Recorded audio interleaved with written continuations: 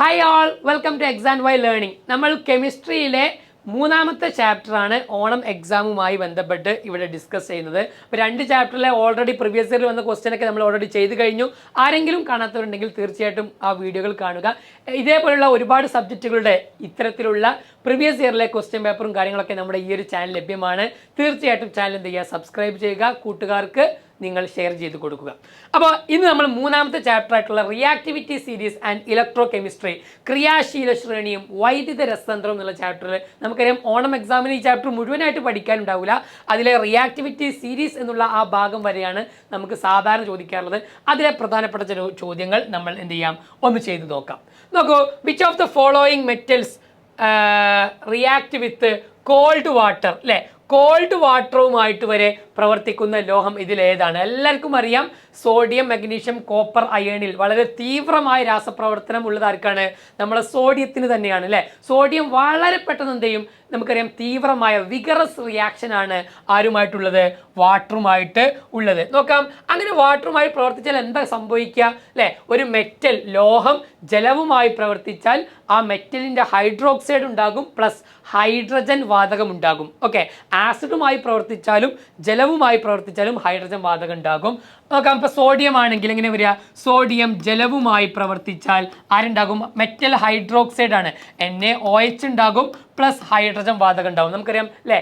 ജലവുമായി തീവ്രമായ രാസപ്രവർത്തനം നടക്കുമ്പോൾ അവിടെ, അല്ലേ, ഒരു പൊട്ടലോട് കൂടിയിട്ടാണ് ഈ പറഞ്ഞ ഹൈഡ്രജൻ വാതകം ഉണ്ടാകുന്നത്. മഗ്നീഷ്യം ആണെങ്കിലും ഇതേപോലെ തന്നെയാണ്. H2O പ്രവർത്തിച്ചാൽ മഗ്നീഷ്യത്തിൻ്റെ ഹൈഡ്രോക്സൈഡ് ഉണ്ടാകും, പ്ലസ് ആരുണ്ടാകും? ഹൈഡ്രജൻ വാതകം ഉണ്ടാകും. എന്നാൽ കോപ്പർ ആണെങ്കിലോ, മഗ്നീഷ്യം സാധാരണ ജലവുമായി പ്രവർത്തിക്കൂല. നല്ല ബോയിൽഡ് വാട്ടർ അല്ലെങ്കിൽ ഹോട്ട് വാട്ടറുമായിട്ട് പ്രവർത്തിക്കുള്ളൂ, തിളച്ച ജലവുമായിട്ട് പ്രവർത്തിക്കുള്ളൂ. അയേൺ ആണെങ്കിൽ സ്റ്റീം, നീരാവിയുമായിട്ടേ പ്രവർത്തിക്കുള്ളൂ, എങ്കിലേ രാസപ്രവർത്തനം നടക്കുള്ളൂ. എന്നാൽ കോപ്പർ H2O പ്രവർത്തിച്ചാൽ രാസപ്രവർത്തനം നടക്കൂല. കോപ്പർ സാധാരണ ജലവുമായി എന്ത് ചെയ്യാറില്ല, പ്രവർത്തിക്കാറില്ല. കോപ്പർ, സിൽവർ, ഗോൾഡ് ഒന്നും പ്രവർത്തിക്കാറേ ഇല്ല. Okay, yes. നോക്കൂ, നിങ്ങൾ ഒരു ആദേശ രാസപ്രവർത്തനം സൂചിപ്പിക്കുന്നു. X plus zinc sulphate gives zinc XSO4 plus Zn. അപ്പോൾ എക്സ് എന്നുള്ളത് ഏതോ ഒരു ലോഹമാണ്. ഈ രാസപ്രവർത്തനത്തിൽ ഓക്സീകരണം സംഭവിച്ച ലോഹം ഏത് എന്നാണ് വളരെ എളുപ്പത്തിൽ കാണാൻ പറ്റും. 0 ഉള്ള എക്സ് എന്തായി മാറി? +2 ആയി മാറി. ഇലക്ട്രോണിനെ വിട്ടുകൊടുക്കുന്ന പ്രവർത്തനം, അതാണ് ഓക്സീകരണം എന്ന് നമ്മൾ വിളിക്കുന്നത്. ഓക്സീകരണം നടന്നോ എന്നറിയാൻ ഓക്സിഡേഷൻ നമ്പർ കൂടുന്നുണ്ടോ എന്ന് നോക്കിയാൽ മതി. അപ്പോൾ എക്സിന് ഇവിടെ 0 ഉള്ള എക്സ് +2 ആയി മാറി, ഓക്സിഡേഷൻ നമ്പർ കൂടി. അപ്പോൾ എക്സിനാണ് ഇവിടെ ഓക്സീകരണം സംഭവിച്ചത്.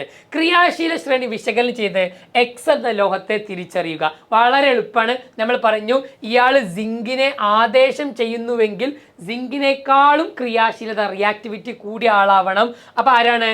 ഈ സിങ്കിനേക്കാളും കൂടുതൽ ഒറ്റ ആളേ ഉള്ളൂ, അത് നമ്മുടെ മഗ്നീഷ്യമാണ്, അല്ലേ? യെസ്. അപ്പോൾ മഗ്നീഷ്യം ആയിരിക്കും എക്സ് ആയിട്ടുണ്ടാവുക. ഈ രാസപ്രവർത്തനത്തിൽ സിങ്ക് 2+ അയോണിന് സംഭവിച്ച മാറ്റത്തിന്റെ രാസസമവാക്യം എഴുതുക. നോക്കിക്കേ, സിങ്ക് 2+ എന്തായി മാറി മക്കളെ? സിങ്ക് 0 ആയി മാറി. എടാ, സിങ്ക് 2+ സിങ്ക് 0 ആയി മാറി എന്ന് പറഞ്ഞാൽ ഇലക്ട്രോണിനെ സ്വീകരിച്ചു. ഇലക്ട്രോണിനെ സ്വീകരിക്കുമ്പോൾ അമ്പിൻ്റെ ആരോയുടെ ലെഫ്റ്റ് സൈഡിൽ വേണം എഴുതാൻ. ഓക്സിഡേഷൻ നമ്മൾ എഴുതലെങ്ങനെ? എക്സ് എന്തായി? X2+ ആയി മാറി, +2 ഇലക്ട്രോൺ. അവിടെ ആരോയുടെ റൈറ്റ് സൈഡിലാണ് നമ്പർ ഓഫ് ഇലക്ട്രോൺ എഴുതുക. അത് ഓക്സീകരണമാണ്, ഓക്സിഡേഷൻ ആണ്. റിഡക്ഷൻ ആണെങ്കിൽ, നിരോക്സീകരണമാണെങ്കിൽ ആരോയുടെ ലെഫ്റ്റ് സൈഡിലാണ് ഇലക്ട്രോണിൻ്റെ എണ്ണം എഴുതുക. അപ്പോൾ അതിൻ്റെ സമവാക്യം ഈ രൂപത്തിലാണ് വരുന്നത്. ഓക്കെ, വളരെ ഈസി ആയിട്ട് ഈ ഒരു ചോദ്യത്തിൻ്റെ ഉത്തരം നമുക്ക് ചെയ്യാൻ സാധിക്കേണ്ടതുണ്ട്. നോക്കൂ, മറ്റൊരു ക്വസ്റ്റ്യൻ. 3 ബീക്കറുകൾ തന്നിരിക്കുന്നു, ABC. ഇത് കഴിഞ്ഞ വർഷത്തെ കഴിഞ്ഞ വർഷം വിളിക്കാൻ പറ്റില്ല, 2023 നമ്മുടെ ഫൈനൽ എക്സാമിൽ മാർച്ച് മാസത്തിൽ വന്ന ക്വസ്റ്റ്യൻ. കണ്ടോ, വളരെ എളുപ്പത്തിൽ നമുക്ക് ഈ ചാപ്റ്ററിൻ്റെ കൃത്യമായി കാര്യങ്ങൾ പഠിച്ചാൽ ഇതൊക്കെ നമുക്ക് എളുപ്പത്തിൽ കിട്ടും. ഓക്കെ, കോപ്പർ സൾഫേറ്റ് ഉണ്ട്, സിങ്ക് ഉണ്ട്, Ag ഉണ്ട്, കോപ്പർ സൾഫേറ്റ് ഉണ്ട്, C ഉണ്ട്, സിങ്ക് സൾഫേറ്റ് ഉണ്ട്. In which beaker does displacement reaction take place? ഇതിലെ ഏത് ബീക്കറിലാണ് രാസപ്രവർത്തനം നടക്കുന്നത് എന്നാണ് ക്വസ്റ്റ്യൻ. സിങ്ക് കോപ്പർ സൾഫേറ്റുമായി പ്രവർത്തിക്കൂലേ? പ്രവർത്തിക്കും. എന്തുകൊണ്ട്? എടുക്കുന്ന മെറ്റലിന് രാസപ്രവർത്തന ശേഷി കൂടുതലാവണം. സൊല്യൂഷനിന് ലായനിക്ക് രാസപ്രവർത്തന ശേഷി കുറവാകണം. അപ്പം ഇവിടെ ബീക്കർ എയിൽ എന്തായാലും നടക്കും, ബീക്കർ ബിയിൽ നടക്കുമോ? ഇല്ല.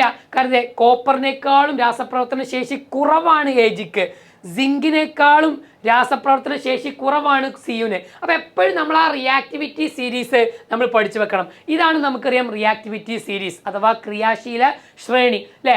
Potassium, sodium, calcium, magnesium, aluminium, zinc, iron, nickel എന്ന് പറഞ്ഞിട്ട് മുകളിൽ നിന്നും താഴേക്ക് വരുംതോറും റിയാക്ടിവിറ്റി എന്ത് ചെയ്യാണ്? കുറഞ്ഞു വരുന്നു. ഇത് പഠിക്കാൻ എളുപ്പമുണ്ട്, ക്വസ്റ്റ്യൻ തന്നെ തരണോളെന്ന് ഒരു നിർബന്ധവും. പക്ഷെ നമുക്ക് എളുപ്പത്തിൽ പഠിക്കാം. ഇതിലെ എല്ലാവരുടെയും മലയാളത്തിലുള്ള ആദ്യത്തെ അക്ഷരം പറഞ്ഞാൽ മതി. അതെന്തായിരിക്കും? പോസോകാമ. കണ്ടോ? പോസോകാമ. പൊട്ടാഷ്യം, സോഡിയം, കാൽഷ്യം, മഗ്നീഷ്യം പഠിച്ചു വെച്ചോട്ടോ. പോസോകാമ.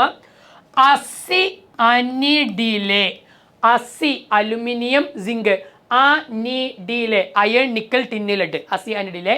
ഹൈക്കോ ഹൈഡ്രജനും കോപ്പറും.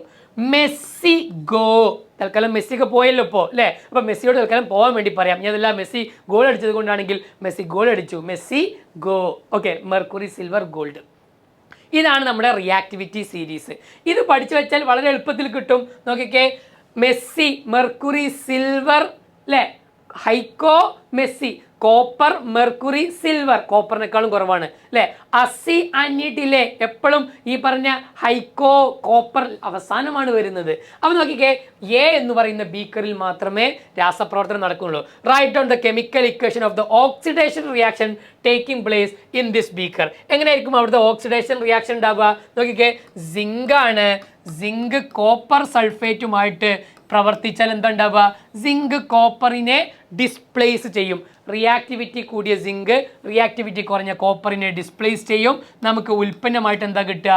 ZnSO4 കിട്ടും. പാവം കോപ്പറിനെ നമ്മൾ പിടിച്ച് പുറത്താക്കി, കോപ്പർ ഒറ്റക്ക് നിൽക്കും. ഇതാണ് രാസപ്രവർത്തനം. പക്ഷെ ക്വസ്റ്റ്യൻ ഓക്സിഡേഷൻ ആണ് ചോദിച്ചത്. 0 ഉള്ള സിങ്ക് എന്തായി മാറി മക്കളെ?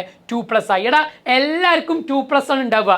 0 ഉള്ള ആൾ 2+ ആവും. സിങ്ക്, കോപ്പർ, അതേപോലെ തന്നെ കാൽഷ്യം, അയേൺ, Mg ഇവരൊക്കെ 2+ ആയി മാറും എപ്പോൾ ഓക്സിഡേഷൻ ആണെങ്കിൽ. ഓക്കെ, എന്നാൽ +1 ആ +2ന് പകരം എപ്പോഴും +1 ഉള്ളത് ഒന്നുകിൽ നമ്മുടെ സിൽവർ ആവണം അല്ലെങ്കിൽ സോഡിയം ആവണം. അവർക്ക് മാത്രമേ എന്തുള്ളൂ?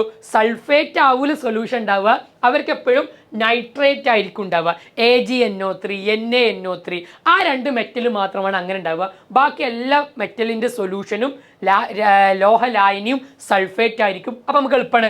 0 ഉള്ള ആൾ 2+ ആയി മാറിയിട്ടുണ്ടാവും അവിടെയൊക്കെ. ഓക്കെ, എങ്ങനെ എഴുതും മക്കളെ? നേരത്തെ പറഞ്ഞ പോലെ തന്നെ സിങ്ക് എന്തായി മാറിയടാ? സിങ്ക് 2+ ആയി. ഇലക്ട്രോണിനെ വിട്ടുകൊടുക്കുമ്പോഴാണ് ഓക്സിഡേഷൻ നമ്പർ കൂടുക.